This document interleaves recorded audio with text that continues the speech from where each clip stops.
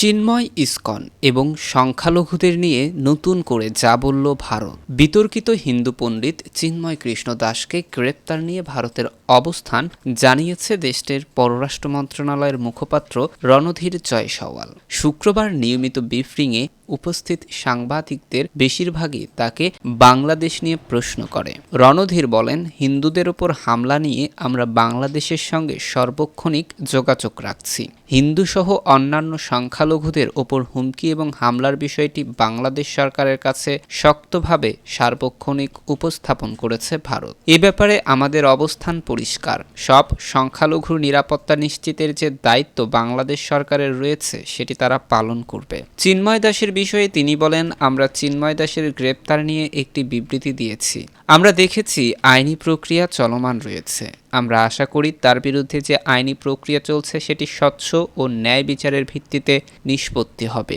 এছাড়া তার যে আইনি অধিকার রয়েছে সেটিও পুরোপুরিভাবে তিনি পাবেন। অপর এক প্রশ্নের জবাবে ভারতের পররাষ্ট্র মন্ত্রণালয়ের মুখপাত্র বলেন, ইসকন বৈশ্বিকভাবে প্রখ্যাত সংগঠন হিসেবে স্বীকৃত।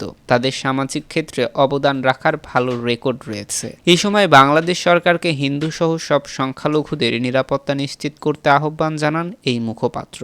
এদিকে সম্মিলিত সনাতনী জাগরণ জোটের মুখপাত্র চট্টগ্রামের পুণ্ডরিকধামের অধ্যক্ষ চিন্ময় কৃষ্ণ দাস ব্রহ্মচারীকে গ্রেপ্তারের ঘটনা কিছু মহল ভুলভাবে তুলে ধরছে বলে জানায় বাংলাদেশ পররাষ্ট্র মন্ত্রণালয়। চিন্ময় কৃষ্ণ দাসকে গ্রেপ্তারের ঘটনায় ভারতের পররাষ্ট্র মন্ত্রণালয়ের বিবৃতির প্রতিক্রিয়ায় মঙ্গলবার রাতে এক বিজ্ঞপ্তিতে বলা হয়, ভারতের এমন ভিত্তিহীন বিবৃতি দুই দেশের বন্ধুত্ব ও বোঝাপড়ার চেতনার পরিপন্থী। অন্যদিকে বাংলাদেশের সম্মিলিত সনাতনী জাগরণ জোটের মুখপাত্র চিন্ময় কৃষ্ণ দাসের গ্রেপ্তার ও সংখ্যালঘুদের ওপরে কথিত হামলার ঘটনা নিয়ে ভারতের হিন্দুত্ববাদী দলগুলো বেশ আগ্রাসী প্রতিক্রিয়া দিচ্ছে। ভারতের প্রধান হিন্দুত্ববাদী দল বিজেপি করা বিবৃতি দিলেও পশ্চিমবঙ্গে দলটির নেতাকর্মী সমর্থকদের রাস্তায় নেমে বাংলাদেশের ঘটনার প্রতিবাদ জানানোর আহ্বান জানিয়েছে।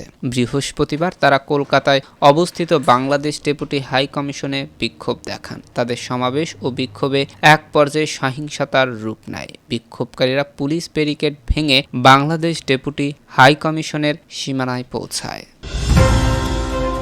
এদিকে আওয়ামী লীগের শাসনামলে বছরে পাচার $14 বিলিয়ন। আওয়ামী লীগের 15 বছরের শাসনামলে প্রতি বছর গড়ে 1400 কোটি বা $14 বিলিয়ন পার করা হয়েছে।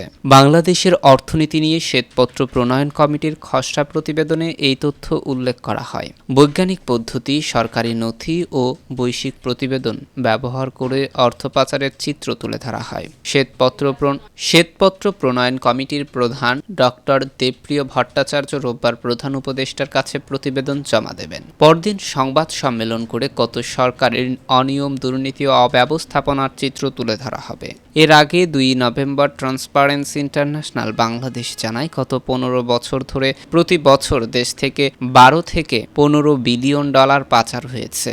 ডক্টর দেবপ্রিয় গত বৃহস্পতিবার এক অনুষ্ঠানে বলেন, এর আগে আওয়ামী লীগ সরকারের আমলে ইআরএফ এর এক অনুষ্ঠানে বলেছিলেন, সাংবাদিকদের বাংলাদেশ ব্যাংকে কেন ঢুকতে দেওয়া হচ্ছে না। ডাল মে কুছ কালা হে। রোববার বলতে পারবো কোন ডাল পচা আর কোনটি ভালো ছিল।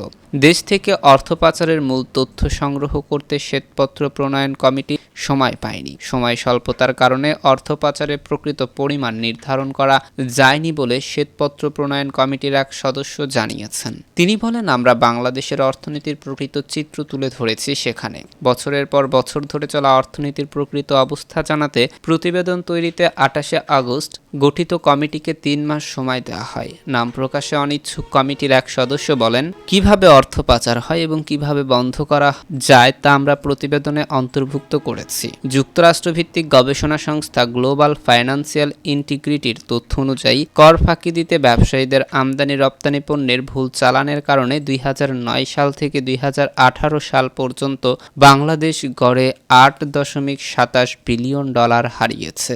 বাংলাদেশের অর্থনীতির অবস্থা নিয়ে শ্বেতপত্র শীর্ষক 250 পৃষ্ঠার প্রতিবেদন তৈরি করা হয়েছে। এদিকে চিন্ময় দাসের ঘটনায় নিজেদের পুলিশ পেটালো ভারতীয়রা। রাষ্ট্রদ্রোহের মামলায় বাংলাদেশ সম্মিলিত সনাতন জাগরণ জোটের মুখপাত্র পুণ্ডরিক ধামের অধ্যক্ষ চিন্ময় কৃষ্ণ দাসকে গ্রেপ্তারের প্রতিবাদে কলকাতায় বাংলাদেশের উপ হাই কমিশন ঘেরাওয়ের চেষ্টা করা হয়েছে। এ সময় দেশটির কট্টর হিন্দুত্ববাদী সংগঠন হিন্দু মহাসভার সদস্যদের সঙ্গে পুলিশের সংঘর্ষ হয়েছে। এ সময় তারা পুলিশের উপর হামলা চালালে পুলিশের এক সদস্য আহত হয়েছে। বৃহস্পতিবার দুপুরের দিকে এই ঘটনাটি ঘটে। টাইমস অফ ইন্ডিয়া বলছে, শান্তিপূর্ণভাবে শুরু হয় এই মিছিলে বিক্ষোভকারীরা বাংলাদেশ কনসুলেটের কাছে গেলে উত্তেজনা ছড়িয়ে পড়ে। পুলিশ দ্রুত হস্তক্ষেপ করে ভিড়কে অগ্রসর হতে বাধা দেয়, ফলে বাধে সংঘর্ষ। বেশ কয়েকজন বিক্ষোভকারীকে আটক করা হয় এবং আহত অফিসারকে চিকিৎসার জন্য নিকটবর্তী হাসপাতালে নিয়ে যাওয়া হয়। শুরুতে শান্তিপূর্ণ থাকলেও বাংলাদেশ ডেপুটি হাই কমিশন কার্যালয়ের কাছাকাছি গেলে বিক্ষোভে উত্তেজনা দেখা দেয়। পুলিশ তাদের সামনে এগোতে বাধা দেয়, তখন দুই পক্ষের মধ্যে বাধে সংঘর্ষ। এ সময় বেশ কয়েকজন বিক্ষোভকারীকে আটক করা হয়। এদিকে কারাগারে ডিভিশন পাননি চিন্ময়, দেওয়া হচ্ছে যে খাবার। রাষ্ট্রদ্রোহ মামলায় গ্রেপ্তার বাংলাদেশ সনাতন জাগরণ মঞ্চের মুখপাত্র চিন্ময় কৃষ্ণ দাস ব্রহ্মচারী চট্টগ্রাম কারাগারে ডিভিশন পাননি। আদালত থেকেও তাকে ধর্মীয় নেতা বিবেচনা করে খাবার দেওয়ার নির্দেশ দিয়েছে। সেই অনুযায়ী তাকে নিরামিষ খাবার দিচ্ছে কারা কর্তৃপক্ষ। শুক্রবার চট্টগ্রাম কারাগার সূত্র এসব তথ্য নিশ্চিত করেছে। জানা গেছে, শুক্রবার বিকেল পর্যন্ত তাকে ডিভিশন দেওয়ার বিষয়ে জেলা প্রশাসনের অনুমোদন আসেনি, ফলে চিন্ময় কৃষ্ণকে সাধারণ বন্দীদের সঙ্গে রাখা হয়েছে। যদিও গত মঙ্গলবার আদালত তাকে ডিভিশন দেওয়ার আদেশ দেন। চিন্ময়কে ডিভিশন না দেওয়ার বিষয়ে চট্টগ্রাম কারাগারে ডেপুটি জেলা মোহাম্মদ ইব্রাহিম বলেন, আদালত আদেশ প্রদান করলে ডিভিশন দেওয়ার ক্ষেত্রে সরকারের অনুমোদন থাকতে হয়, জেলা প্রশাসন থেকে সেই অনুমতি নিতে হয়, কিন্তু এখনও সেই সিদ্ধান্ত আসেনি। এই কারণে তাকে সাধারণ বন্দীদের সঙ্গে রাখা হয়েছে। চিন্ময় দাসের খাবারের বিষয়ে জানতে চাইলে তিনি জানান, কারাবিধি অনুযায়ী কোনো বন্দীকে বাইরে থেকে খাবার দেওয়ার সুযোগ নেই, তবে নিরামিষ জাতীয় খাবার যেটি তিনি খেয়ে থাকেন সেই ধরনের খাবার দেওয়ার চেষ্টা করছেন তারা। এর আগে গত সোমবার ঢাকার শাহজালাল আন্তর্জাতিক বিমানবন্দর থেকে তাকে গ্রেপ্তার করে পুলিশ। এদিকে স্বয়ং আল্লাহ আওয়ামী লীগকে নিষিদ্ধ করে দিয়েছে বলেছে জামায়াতের আমির।